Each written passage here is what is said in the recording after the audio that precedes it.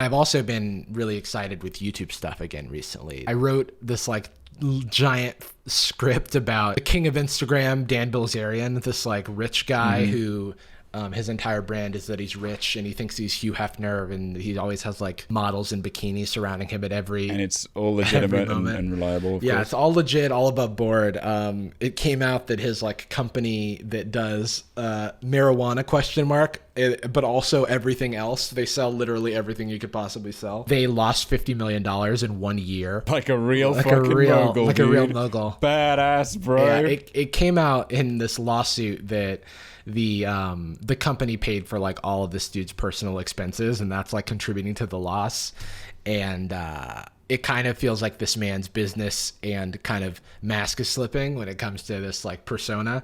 And so it's interesting. The dude is a straight up maniac. Like the worst thing he did was like during the 2017 Las Vegas shooting, he was like there and had his friend filming him from behind, running around like it's fucking Gears of War in like a third person perspective. And then he like asked a cop for a gun. And there's this clip that I could not put in my video because I wanted the video to say pretty lighthearted. There's a clip where he's like asking an officer for a gun, and the officer is like, I don't know who you are. And he's like, he's like, give me a gun. I'm like a superhero. Haven't you seen my Instagram?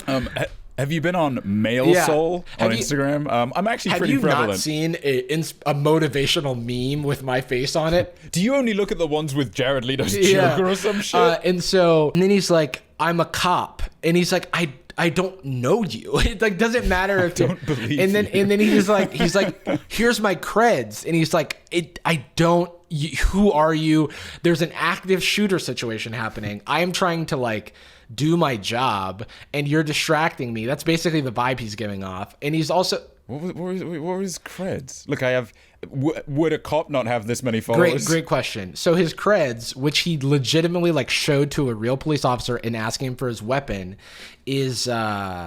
are credentials. A really high KD on Call of Duty. He bought police credentials from this like reserve police force in New Mexico for $400. The actual police force that he has credentials from does not have any police in it. It's like a reserve police force, and so it's like kind of just like a volunteer kind firefighter. of like it seems like the police chief in this town is like sketchy, and he'll like give credentials to celebrities and people for like $400. And so this man is like not really a police officer, and he's like trying to pass off his like weird ass New Mexico credentials as like why this officer should give him a gun, because the dude has a hero complex like I've never seen. Like it's like who else would film himself trying to look like a hero in Las Vegas? And also, who else would present himself as like jacked Hugh Hefner in the modern age and not see that that's like comically dude, it's done? crazy because it's so lame. That's the thing. Like, it's so easy to like critique him for being like overly bravado or losing his money and all the very legitimate stuff that we've talked about or we're talking about. But like the third factor is just like, dude, like not cool. He like likes to pretend that he doesn't give a shit about anything because that's that like bro-y like bro, like don't even give a shit. I mean that's cool. But he clearly gives a giant shit. But dude, the hero complex thing, I like don't know if I can show this video in my video, but his Instagram story from the Las Vegas shooting starts off with him like saying some really like crazy shit about like the carnage that he just saw, like because someone was shot near him, and it's like, this is very insensitive, first of all. And then like 2 hours, and he's like, we're gonna try and find a gun, and then he's like doing the thing, and then 2 hours go by, of which like we've seen what fills in that time from this other third person video, and then the last thing he posts in his story is like, all right, I'm gonna head home, looks like there's nothing more we can do. And it's like, no shit, man, you're just like a random dude. But the quotes from this man, he's like, I just wanted to get in there and like kill the guy or whatever. It's like he's like got this weird obsession with like justice, and like he has a quote where he said that his biggest fear is that someone would break into his home and he wouldn't know which gun to shoot them with. It's like a joke. It's cool, like it's dude. Like oh whoa, it's cool, such dude. a joke. It's like toxic masculinity embodied. It's so dumb, right? Because it's just the dude that has a knife thing, like the guy with a knife at the party, or a guy that like does Muay Thai and like at the first provocation will like fucking throw up his dukes and just start moving around. It's like, hey girls, did you see did anybody see this thing that I've been investigating actually was like paying off and was actually super sick? It's like, I actually don't even know what gun to shoot him with.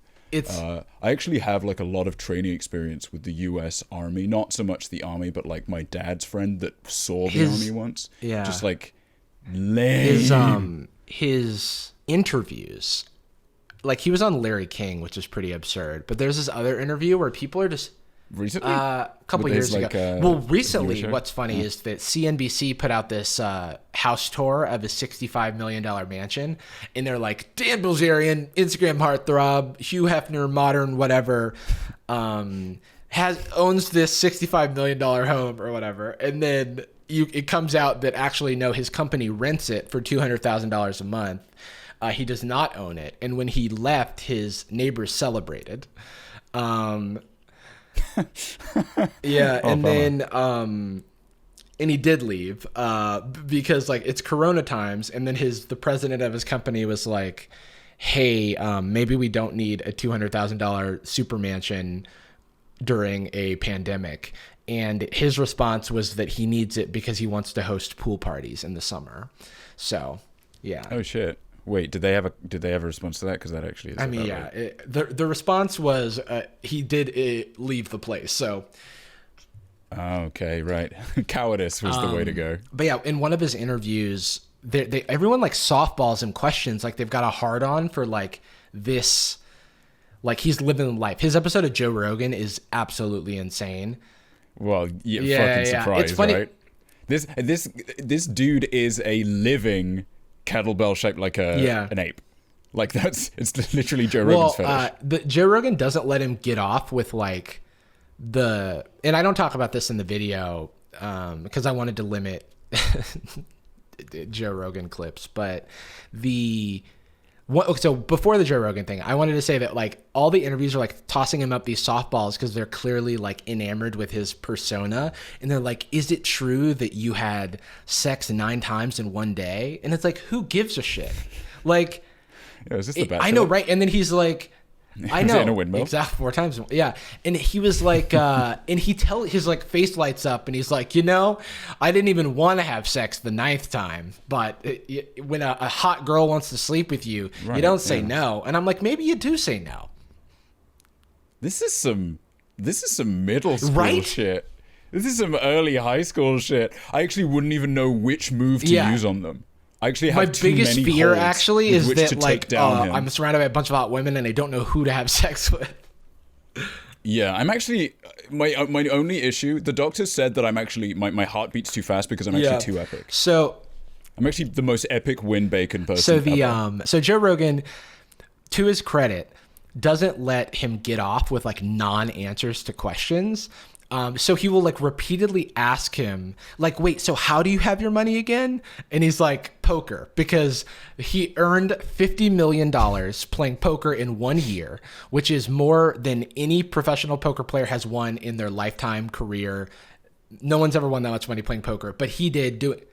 He must be really good. So he's not. The poker community has like analyzed his stuff and gone, he's actually not good at the game.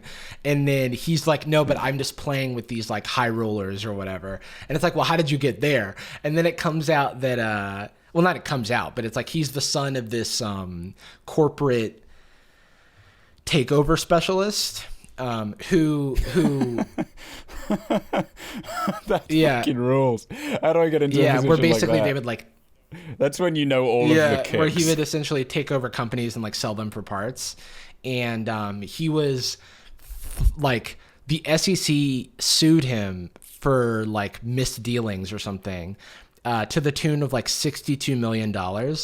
And he like owed them this money and only ever paid like $3 million of it. And so then there's this question of like, where's the money? And everyone thinks he's like sort of created like an onion of trusts in different shell companies to like hide the money away. And then he like left the US. So now he lives in like St. Kitts or whatever. And he renounced US citizenship. Meanwhile, his son like has $50 million out of nowhere. And it's like, yeah, poker, I guess. And so like Dan Bilzerian keeps being like, that is what a kid would think of. Like, oh, I don't know, fuck it. I found a gold mine. It's like, I actually just found a rare doubloon under the ground, and that's... Yeah. Me and my friends who went by the Goonies, we found a pirate's treasure chest. Joe Rogan, like, keeps asking him, wait, how did you get your money? And then he's also like, I was almost a Navy SEAL, and he's like, I completed Navy SEAL basic training 3 times, and they kicked me out for, like, calling my superior a pussy. So it's like, of course, being too strong, of course. It's basically like I was too strong, and so I got kicked out. I fired the gun At too one point, well. none of the stories make any sense. At one point, he says that he completed basic training, of which he like completed half of the Navy SEAL training. Like, there's phase 2 and 3, and he completed phase 1. That's the That's the hard part. That's based on how many followers you can get. Yeah, it's the poker and rounds. He said that one of the times he did it, he completed it with 2 broken legs, and I'm like. Like, bullshit. What do you I just don't understand. You know what I mean? Does he say how he broke his legs, or it was? I don't know, but he's like, did he start it with 2 broken legs? Because I feel like I'm like, are you saying that you like did physical trials with 2 broken legs and succeeded at this thing? I just like that's not even a smart move in general. Even if you weren't BSing, that's a dumb thing to do, because it's like would theoretically fuck up your body. Well, that's the high school element of it, right? Because it's not that rational. There's not enough thought put into it. But it's like I actually smoked like so many cigarettes that I was like coughing up blood, and that's in the moment. It's like, whoa, that's so fucking epic. And then you take 15 minutes and think about it. You're like opening the fridge at night. And you're like, he's dying. I mean, that's crazy. Why would you do that? It's not cool. It's dumb. In his defense, he did have 2 consecutive heart attacks at age 25. Yeah, I think like due to all the cocaine he was doing or something, like he had 2 like heart attacks. And then Joe Rogan asked him like, wait, what's a heart attack exactly? And then like he's like, you know, I should know because I've had 2 of them, but I don't know. And so it's just like, okay, what a cool guy is all I'm saying. But you're too scared to make a video. Gucci girl, how you doing? How you moving, girl? Moving, girl. How's your day looking? That future girl, yeah, we on now. Take my money, go away, all you want it. Girl, too rich for me.